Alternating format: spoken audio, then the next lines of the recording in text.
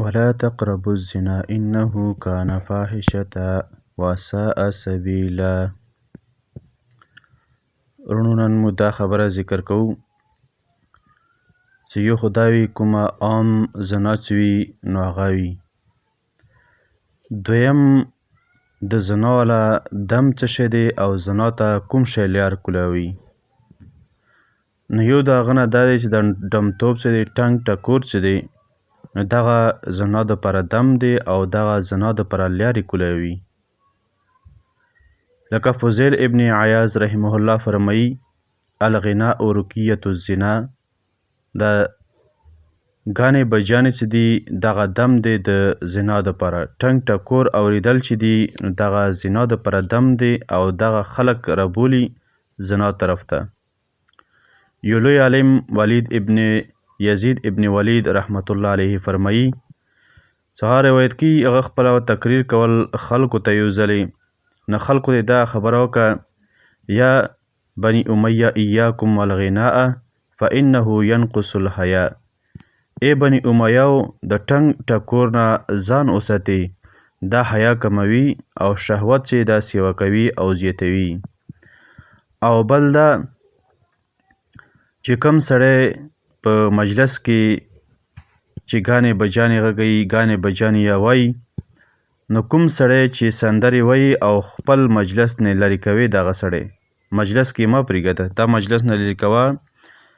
دغه مجلس دپاره یو زهر دی چې دا نور خلک هم خرابوي. یو عالم باره کې رسي وی هغه فرمایي یو ځلې هغه لاړل یو ملګري څه شپې دپاره. نو شپې څه کله اوده کېدو نو دې ټایم کې د دې په غوږونو باندې د ګانو بجانو آواز ولګېدل.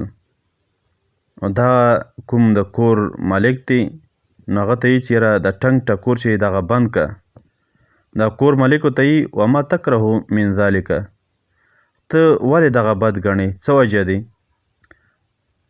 دا تا باندې ګانې بجانې چې دي نو دا ولې بدې لګي؟ نو هغه ورته فرمایي دا ټنګ ټکور چې دی دا د زنا جاسوسي کوي، یعنی زنا ته خلک راوړي او زه دا نه خوښوم چې زما لور دې زنا جاسوسي واوري. چې دې خبرې باندې ځان لږ پوه کړه. کوم کور کې چې ټنګ ټکور غږیږي ګانې بجانې غږیږي نو د دې ټنګ ټکور مطلب دا دی چې د کور کومې جنکۍ یا ښځې وي دا به زنا طرف ته میله کېږي. نو دې نه ځان ساتل پکار وي.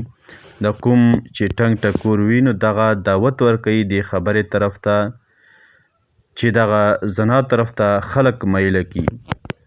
او دا نه قرآن کریم حدیث د نبی کریم صلی الله علیه وسلم ګڼ په دې خبرې ګواه دي چې کوم سړی ګانې بجانې اوري د دې په زړه کې به منافقت داسې زرغونېږي داسې به راټوکېږي لکه څرنګې چې په اوبو سره فصل یا تخم چې دی هغه کېږي. رونو دغه ټنګ ټکور نه ځان ساتل پکار وي. د امام ابو حنیفه رحمت الله علیه چې مونږ د هغه په مذهب یو هغه فرمایي ویګه کوم سړی ټنګ ټکور کوي او بیا دغه ټنګ ټکور او ګانو بجانو واوري او دې نه خوند واخلي نو دې سره سړی چې دی دغه کفر کېږي. همدارنګه که چېرته یو مجلس جوړ شو هغه مجلس کې ګانې بجانې غږېدلې او دوی دغه ګانې بجانې اورېدلې یو ګانه وویله بل ورپسې اواز وبستل چې اوس یې خوند وکړو یا مطلب مخکې یې وویه یا بیا وویه خو چې څه به هر حال اواز یې وبسته نو دغه انسان دغه سړی په دې سره هم کفر کېږي. نو وروڼو دغه ګانې بجانې چې دي نو دې نه ځان ساتل پکار وي. یو خو دا ټول غټ نقصان دا دی ټول نه غټ چې دغه ګانې بجانې چې وي دغه انسان د زنا طرف ته میل کوي، شهوت یې زیاتوي او زنا طرف ته بوځي.